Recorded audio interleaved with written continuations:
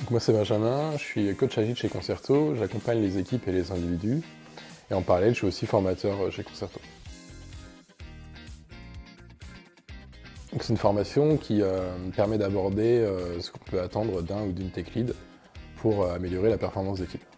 Derrière l'idée de performance d'équipe, on va y mettre tout ce qui touche à l'excellence technique, à la qualité produit ou à la collaboration. L'objectif est de donner les clés aux différents et différentes tech leads pour se positionner avec la bonne posture vis-à-vis des équipes dans lesquelles ils ou elles évoluent.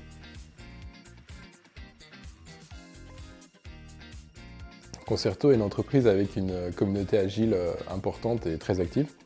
Et c'était important pour nous de proposer une formation pour des profils techniques expérimentés qui puissent aller dans le sens de l'état d'esprit agile et donc en lien avec le mouvement software craftsmanship.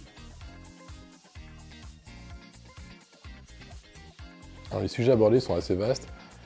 Aucun développement n'est réalisé pendant la formation, mais c'est l'occasion de découvrir certaines bonnes pratiques de développement et de parler aussi de communication, de motivation et puis plein d'autres sujets qui sont à découvrir en sciences.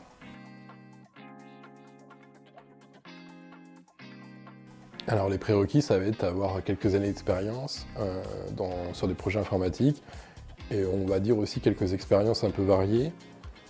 Il n'est pas nécessaire d'avoir un rôle de tech lead ou d'aspirer à un rôle de tech lead. C'est aussi l'occasion de donner des bons réflexes à des développeurs qui sont expérimentés. Cette formation se déroule en 2 sessions, une première de 2 jours qui va nous permettre de voir l'ensemble des connaissances et des compétences que nous avons souhaité mettre en avant durant cette formation.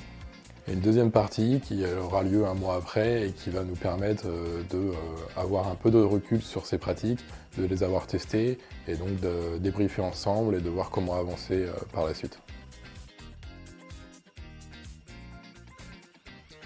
Je ne crois pas et ce n'est pas dans ce sens que nous avons monté la formation.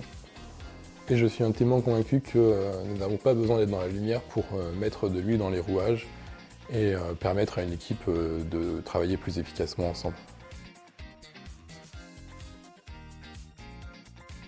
En tant qu'organisme de formation, nous délivrons une certification à la fin de la formation, mais je crois que la valeur de la formation ne se situe pas là.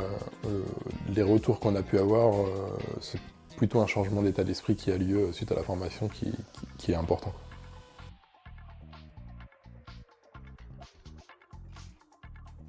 Cette formation, je la conseillerais à tous les tech leads qui se retrouvent tech leads sans savoir exactement comment remplir ce nouveau rôle, et aussi à tous les développeurs expérimentés qui souvent ne sont pas formés sur des sujets touchant particulièrement autour des soft skills. Moi, j'interviens principalement chez les clients en tant que Scrum Master ou facilitateur agile, ce genre de rôle, et donc c'est des connaissances et des compétences que j'ai l'occasion de mettre en avant, et notamment les pratiques de développement que j'essaye de pousser dans les équipes dans lesquelles que j'accompagne.